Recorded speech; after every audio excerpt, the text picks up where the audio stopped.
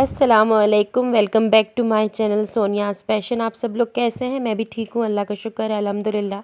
अब काफ़ी बेहतर है मेरी तबीयत। तो आप सबकी दुआओं का बहुत बहुत शुक्रिया, और आप सब भी मेरी दुआओं में हर पल मुझे याद रहते हैं, और मैं सबके लिए दुआ करती हूँ। ख़ास तौर पे मेरे जितने भी सब्सक्राइबर्स हैं जिन्होंने मुझे सपोर्ट किया हुआ है और मेरे साथ बने हुए हैं और मेरी वीडियोस देखते हैं, मुझे कमेंट्स करते हैं, तो मुझे उनके नाम भी याद रहते हैं। क्योंकि कमेंट्स करने से क्या होता है, क्योंकि व्यू करने से भी पता नहीं चलता कि किसने आपकी वीडियो देखी है, और सब्सक्राइब करने से भी पता नहीं चलता कि कौन आपका सब्सक्राइबर है। सिर्फ़ और सिर्फ कमेंट करने से पता चलता है कि किसने आपको कमेंट किया हुआ है, और वही अपने कमेंट के ज़रिए बताता है, और उसके कमेंट से अंदाज़ा हो जाता है कि उसने पूरी वीडियो देखी है। ज़ाहिर सी बात है, जब पूरी वीडियो देखी है जभी तो वीडियो के बारे में वो बता पा रहा है कि आपने अपनी वीडियो में ये दिखाया, या उस बारे में, या जो भी मैंने अपनी पूरी वीडियो में दिखाया होता है उसके बारे में वो मुझे बताता है। तो फिर मुझे पता चलता है कि हाँ, वाकई जो भी सामने है व्यूअर है मेरा, अपने नाम नाम भी उनके आते हैं आईडी के हिसाब से। तो मुझे पता चल जाता है कि उन्होंने मेरी वीडियो देखी, पूरी वीडियो देखी। उसमें वो जो भी बताएं, मुझे तारीफ़ करें मेरे गार्डन की या मेरी कुकिंग की, या बताएं कि ये मेरा फेवरेट है, तो मुझे, मैं आपको बता भी नहीं सकती थी कि मुझे कितनी खुशी होती है, कितनी खुशी होती है। वाकई में कभी कभार खुशियाँ ऐसी होती हैं जो कि अपने अल्फाज़ों में बयान नहीं की जा सकती। तो ये छोटी छोटी बातें हैं, लेकिन मेरे लिए बहुत अहमियत का हामिल हैं, और मेरे लिए बहुत अहमियत रखती हैं। और जब इंसान इतनी मुश्किल से, इतनी तगोदू करके अपनी एक, मेरी ज़ाय हम एक अकेली हूँ मैं घर में काम करने वाली, और उसमें मुझे अपने घर का सारा काम मैनेज करना होता है, और उसी में मैं टाइम निकालती हूँ व्लॉगिंग करने के लिए। तो पहले मैं व्लॉगिंग नहीं करती थी, पहले मैं डिज़ाइनिंग पे और चीज़ों पे, जैसे ज्वेलरी है, कपड़े हैं, इन सब पे जो है वीडियोस डालती थी। और फिर मैंने अचानक से व्लॉगिंग करना शुरू कर दिया, ताकि मैं अपने आप को थोड़ा मसरूफ़ करना चाहती थी। वो वाली वीडियोस बनाने में मुझे बहुत कम टाइम लगता था और कम मेहनत लगती थी, लेकिन व्लॉगिंग करने में मुझे वाकई बहुत टाइम भी लग रहा है। क्योंकि जो 5 मिनट का आपका काम करने वाला है, वही अगर आप कैमरा सेट करने में, ट्राइपॉड सेट करने में बहुत टाइम लगता है। अब कोई भी रेसिपी मैं बनाने जा रही हूँ, अगर वो आधे घंटे में बनने वाली है तो वो 1 घंटा लेती है, क्योंकि मुझे बार बार ट्राइपॉड को, रिंग लाइट को, हर चीज़ को मुझे सेट करना होता है।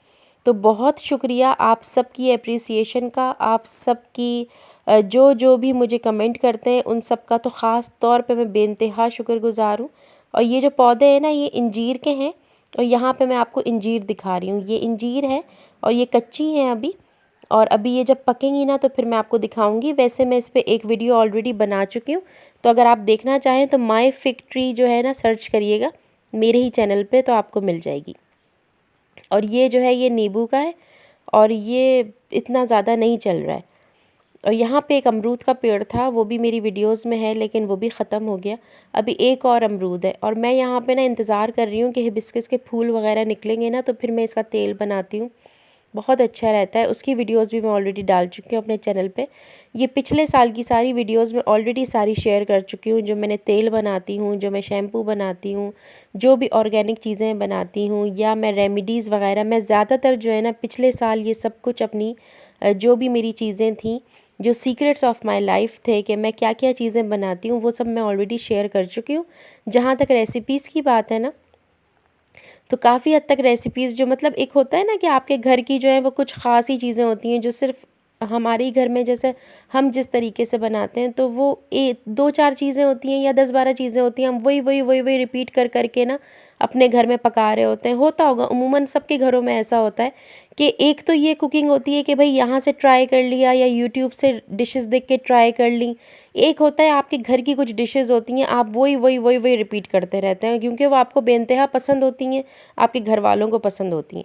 तो वो सब मैं ऑलरेडी अपने चैनल पे डाल चुकी हूँ, अभी भी मुसलसल डाल ही रही हूँ। और ये जो है ना, एक गुड़ है, ये पंजाब से आया हुआ था। तो आज सुबह मेरी हेल्पर ने देखा, कहने लगी इतना सफ़ेद गुड़ तो यहाँ मिलता नहीं है, आप कहाँ से ले आई? तो मैंने कहा ये पंजाब से आया हुआ है। क्या आपके रिश्तेदार हैं वहाँ पे कोई? मैंने कहा नहीं, ये मेरे हस्बैंड के फ्रेंड हैं, उन्होंने भेजा है। तो मैं, उसने कहा कि बहुत अच्छा है। मैंने कहा ले लो। तो मैं उसको थोड़ा सा निकाल के दे रही थी, उसने कहा नहीं वाइट दीजिएगा, तो मैंने उसको 3 जो हैं वो ये दे दिए। क्योंकि हम भी इतने गुड़ का क्या करेंगे, और इसलिए कि हमारे यहाँ जो है वो, मेरे हस्बैंड भी डायबिटिक हैं, मैं भी डायबिटिक हूँ, बच्चे जो हैं वो शौकीन नहीं हैं इन सब चीज़ों के, और उसकी वजह ये कि हमारा ताल्लुक़ पंजाब से नहीं है। तो हम जब वहाँ की चीज़ों से हमें इतनी ज़्यादा, जैसे साग है और ये गुड़ है, मतलब इतनी चीज़ें ना, हमें इतनी ज़्यादा रग़बत नहीं है हमें इन चीज़ों से, ना हमारे बच्चों को, ना हमने ये कभी देखी, ना कभी, मतलब गुड़ हमने इस्तेमाल तो करा है लेकिन बस इतना पसंद नहीं है। वे खा लेते हैं जैसे बस थोड़ा बहुत ना, वो भी आपको पता है डायबिटिक होने के बाद इतनी चीज़ें अवॉइड ही करती हूँ मैं। अच्छा, यहाँ पे मैं आपके साथ जो रेसिपी शेयर करने जा रही हूँ, तो वो मैं रेसिपी शेयर नहीं कर रही, मैं एक व्लॉगिंग के तहत कि मैं क्या कर रही थी, तो मैं अपनी रूटीन शेयर कर रही हूँ।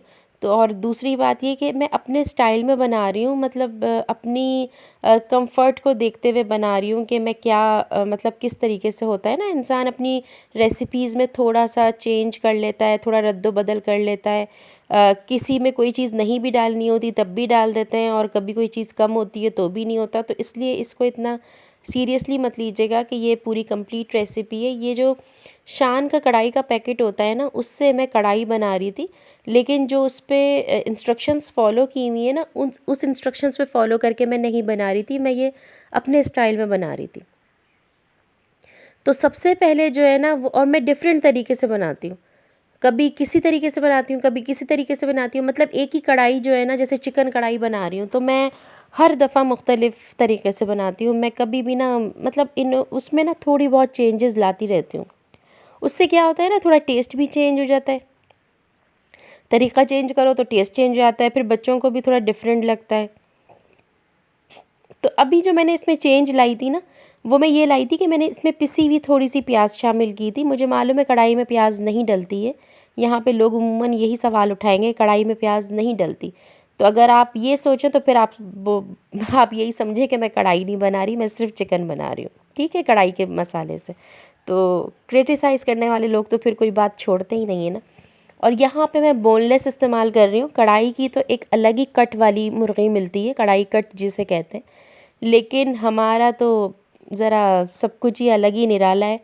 तो मेरे बच्चे जो हैं वो बोनलेस प्रेफर करते हैं, मैं बोनलेस प्रेफर करती हूँ। अगर मेरे पास हड्डी वाली होती तो मैं थोड़ी सी वो भी शामिल कर देती हूँ टेस्ट के लिए। लेकिन उमूमन जो है, मैं जब ऐसी कोई अच्छी चीज़ बनाऊँ जो मेरे बच्चों की फ़ेवरेट हो, जैसे ग्रीन चिकन, मलाई बोटी, बिहारी बोटी, कढ़ाई, या इस तरह की कोई चीज़ बनाती हूँ ना जो फ़ेवरेट है मेरे बच्चों की, तो फिर मैं वो जो है ना उस बोनलेस में बनाती हूँ, ताकि बच्चे शौक़ से खाएं, अच्छे से खाएं, और उनको बराबर से सबको मिल जाए। वरना यही होता है, किसी के पास अच्छी बोटी आई, किसी के पास नहीं आई, हमारे यहाँ बस यही झगड़ा लगा रहता है। और झगड़ा क्या, मुझ समेत ना मुझे लेग पीस पसंद है, ना मुझे थाई पीस पसंद है, ना मुझे गर्दन की बोटियाँ, मतलब मैं इस तरीके की बोटियाँ पसंद ही नहीं करती। फिर एक ही बोटी पे सबको होता है, तो वो चेस्ट पीस की जो बोटियाँ होती हैं तो वो मैं किस किस को दूँ, तो इसलिए हम लोग बोनलेस को ही प्रेफर करते हैं। तो यहाँ पे मैंने प्याज फ्राई करी थोड़ी सी, उसके अंदर लहसुन अदरक का क्यूब डाला, जो मैं ऑलरेडी बना के फ्रीज़र में रख देती हूँ, तो बहुत जल्दी से बन जाता है, बहुत आसानी से बन जाता है। फिर आपको किचन में जो है ना वो थोड़ा टाइम जो है वो कम लगता है, वरना फिर ना थकन होने लगती है, और बाकी सारे काम भी मैनेज करने होते हैं, तो टाइम भी बहुत ज़ाया होता है। तो इसलिए ज़्यादा बेहतर है कि प्यूरी, टोमेटो प्यूरी बना के रख ली, लहसुन अदरक 1 हफ़्ते का या 15 दिन का बना के जो है ना वो रख लो, तो फिर ये कि 1 हफ़्ते 15 दिन की छुट्टी हो जाती है। और प्याज भी अगर आप पीस रहे हैं तो फिर थोड़ी ज़्यादा पीस लीजिए, और थोड़ी सी आप फ्रीज़ कर दें, या फिर अगर आपको अगले ही दिन यूटिलाइज़ करनी है तो फिर मैंने भी थोड़ी ज़्यादा ही पीस ली थी, क्योंकि मुझे अगले दिन जो है वो एक और रेसिपी बनानी थी, जिसके लिए मुझे प्याज जो है पिसी हुई चाहिए थी। तो फिर बार बार ग्राइंडर धो, फिर उनको रखो, तो फिर बेहतर है ना कि एक साथ ही कर लो काम। अब यहाँ पे मैंने 5 क्यूब जो है वो टोमेटो प्यूरी के डाले, तो समझे आपके 5 छोटे टमाटरों के बराबर मैंने शामिल कर दिया, और इसमें मैंने कढ़ाई का पैकेट डाल दिया, लहसुन अदरक डाल दिया, और अच्छे से अब मैं इसको भूनूंगी। अब जो टमाटर डाले हैं ना मैंने, मतलब अब मुझे इनको गलाने की या वो करने की ज़रूरत नहीं है, तो अब मैं इसमें थोड़ा सा हल्का सा पानी, वही जो रिंस करके डाल दूँगी जो मैंने प्याज का, और बस थोड़ा सा पानी डाल के ना मैं इसको ढक के रख दूँगी। तो ये हल्की आंच पे टमाटर का जो प्यूरी है ये भी अंदर जो है वो हो जाएगी, इसके साथ सेट मिक्स हो जाएगी, और चिकन भी गल जाएगी, और अच्छे से जो है ना चिकन में इसका टेस्ट भी आ जाएगा। बस फिर जाके थोड़े 1-2 काम और करने थे, वो कर आई, और बस फिर इसको हल्की आंच पे छोड़ के चली गई थी। जब वापस आई तो थोड़ा सा पानी डाला था, मगर वही टमाटर में से और चिकन में से इतना पानी रिलीज़ हुआ कि काफ़ी सारा पानी हो गया। तो बस अब इसको जो है मुझे सुखाना था। तो मैं इसको भून रही थी और दूसरी तरफ जो है मैं किचन को समेट रही थी, क्योंकि कुछ भी पकाओ तो बर्तन तो थोड़े बहुत तो गंदे होते ही हैं। तो फिर मुझे जग वग सब धोना था, तो मैंने कहा चलो इतनी देर में जितनी देर में ये भीग रहा है, ओह सॉरी भीग रहा है कह रही हूँ, भून रहा है, उतनी देर में जो है बर्तन धो देती हूँ और किचन साफ़ कर देती हूँ, ताकि ये भी एक काम हाथ के हाथ हो जाए। क्योंकि अब इस वक्त इसको छोड़ के जाना जो है, मैंने कहा लग ना जाए, और फिर ये भी तो काम निपटाना ही है, तो हाथ के हाथ निपट जाएगा। बर्तन हाथ के हाथ धुलते जाए ना थोड़े थोड़े, तो सही रहता है। हालांकि वो एक अलग होता है कि इंसान जमा करे फिर प्रॉपर, फिर ग्लव्स पहन के फिर करे, लेकिन वो नौबत बहुत कम ही आती है, क्योंकि मैं ज़्यादा जमा नहीं करती, क्योंकि फिर ज़्यादा जमा करके बर्तन ना फिर धोए नहीं जाते हैं, फिर दुखने लगती है कमर। और फिर मैंने कहा नहीं भाई, हाथ के हाथ धोते जाओ और बस फिर जान छुड़ाओ। तो बस फिर खाने के ही रह जाएंगे। और ये सब सॉस पैन, तवा और जो कुकर, और दोपहर के खाने के जो मैंने अभी दाल और चावल पकाए थे, वो सब मुझे उठा के फ्रिज में रखने। तो तली हुई मिर्ची भी रखी हुई हैं, उसका भी फ्राइंग पैन खाली कर दिया था मैंने, तो वो सब भी मुझे अभी धोना था। तो फिर जब इंसान अपना खाना जो है वो अंदर रखता है ना, जो बचा हुआ होता है स्टोरेज बॉक्सेस में करके फ्रिज में, तो फिर जो है वो बहुत सारे बर्तन जमा हो जाते हैं। तो फिर मैंने कहा फिर ग्लव्स पहन के, क्योंकि आजकल मेरे हाथों में ना बहुत कट्स लग रहे हैं। और पता तब चलता है जब आप बर्तन धो, या फिर आप लोशन वोशन कुछ लगाओ, या फिर लीमू या कोई ऐसा काम करो। तो कल तो मैंने इतना काम किया था, लीमू भी निचोड़ा तो लगे, हरी मिर्चें काटी तो इतनी मिर्चें लगी मेरे हाथों में। तो फिर मैंने रात को सारे बर्तन जो हैं जो जमा हो गए थे ना, फिर वो मैंने ग्लव्स पहन के ही धोए थे। तो उससे जो है ना हाथों को काफ़ी रिलैक्स मिला, काफ़ी आराम मिला। तो बस यहाँ पे जो है खाना एक तरफ मेरा पक चुका था। तो अभी ना 8 बजे नहीं थे, 8 बजने से पहले का टाइम है ये। तो खाना या तो हल्की आंच पे रखा हुआ था, या मैं पका चुकी थी। शायद हल्की आंच पे रख दिया था मैंने, कि ये थोड़ा सा ना इस छींटे उड़ेंगी, इसलिए इसको ढक दिया था। तो दूसरी तरफ मैं कॉफ़ी बना रही थी अपने हस्बैंड के लिए, क्योंकि शाम का टाइम था, 8 अभी बजे नहीं थे। तो मैं फिर उनके लिए कॉफ़ी बना रही थी, और फिर मैंने कहा कि उसके बाद जो है वो इतनी देर में वो अरीशा को लेने चले जाएंगे कोचिंग। तो फिर वापसी के अंदर जो है, फिर जब लोग वापस आएंगे तो अरीशा को बहुत भूख लग रही होगी। तो फिर जब वो पढ़ के आती है ना, तो ज़ाहिर फिर वो गैप हो जाता है, वो जो शाम को नहीं होता स्नैक टाइम, वो सब उसका वहीं गुजर जाता है। तो घर पे हो तो बंदा कुछ कॉफ़ी, चाय, बिस्किट, पापे या कोई भी चीज़, बेकरी आइटम या कुछ भी खा ले। पढ़ने वाले बच्चे, उनको थोड़ी थोड़ी देर बाद किसी न किसी चीज़ की नीड होती है। अब दोपहर का खाना भी इतना लाइट था, दाल चावल, तो वो तो ऑलरेडी बहुत जल्दी हज़म हो जाते हैं। तो फिर वो जैसी आई, उसने यही मुझे बोला सिंधी के अंदर कि मुझे बहुत भूख लग रही है। तो मैंने कहा हाँ बेटा, खाना तैयार है, बस लगाते हैं इंशाल्लाह। तो बस उसके बाद मैंने सोचा कि उन जाने से पहले पहले, अभी आखिरी दिन तो चल रहे हैं, समझे सर्दियाँ जो हैं वो लौट के वापस आई हैं। और उस दिन तो इतना ज़्यादा मैं डिमोटिवेट हो गई थी कि अल्लाह, गर्मियाँ आ गई इतनी जल्दी। अभी तो जनवरी का ही महीना चल रहा था, एंड ऑफ जनवरी था। और जब वो बहुत ही गर्म दिन हुआ था ना, 1-2 दिन, तो मैं इतनी ज़्यादा, क्या कहूँ, जैसे डिप्रेस सी हो गई थी कि इतना प्यारा मौसम था और देखो इतनी जल्दी चला गया। सर्दियों में काम का पता ही नहीं चलता, किचन में पूरा पूरा दिन गुजार दो ना, अंदाज़ा नहीं होता।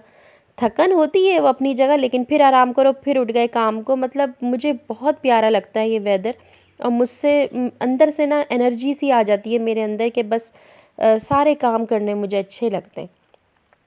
और वही गर्मियाँ जब आती हैं ना, तो बस मेरा एक भी काम करने को दिल नहीं चाहता ना, बस जाओ भागो जल्दी से कुछ पकाओ और भाग के वापस आके अंदर कमरे में बैठ जाओ। ना भी एसी चल रहा हो ना, तो कमरे जो है ना वो ठंडे हो रहे होते हैं फिर भी, बनिस्बत बाहर लॉन्ज वगैरह के ना। और गार्डन में तो मेरी जाने की हिम्मत ही नहीं होती, जो मुझे इतना पसंद है, और मैं नहीं जा पाती कि मुझे बहुत गर्मी लगती। तो बस मुझे जो है सर्दियाँ जाने का बड़ा दुख हो रहा था। तो अब जब एकदम से सर्दियाँ जाके वापस आई हैं ना, तो समझे ज़िंदगी दोबारा हो गई, और ज़िंदगी मुझे दोबारा मिल गई, मुझे ऐसा लग रहा है। और अब मैंने कहा आखिरी चंद एक दिन है, एक दफ़ा सूप बना के पी लें, एक दफ़ा मतलब अभी जो कॉफ़ी है वो भी पी लें, वरना बाद में तो कुछ भी नहीं, ना अच्छा लगेगा, ना पीने को दिल चाहेगा, ना खाने को। मतलब अभी जो जो अच्छा अच्छा आपको खाना है, पकाना है, आलू भरे पराठे भी पका लिए मैंने। तो मैंने यही कहा कि ये सब काम कर लेती हूँ, फिर आगे गर्मियों में ये सब नहीं होगा। तो होप सो आज की छोटी सी वीडियो, छोटा सा व्लॉग आपको अच्छा लगा होगा। अगर अच्छा लगा हो तो लाइक करिएगा, मेरे चैनल को सब्सक्राइब करिएगा। अल्लाह हाफ़िज़।